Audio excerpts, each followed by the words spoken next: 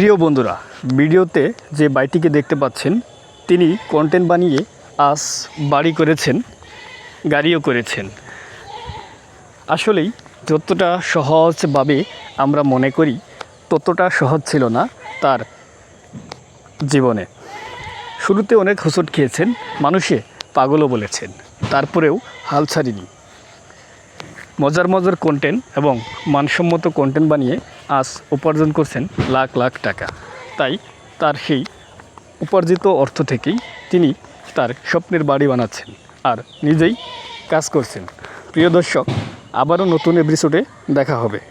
সে পর্যন্ত আপনারা ভালো থাকবেন। ধন্যবাদ। আসসালামু আলাইকুম।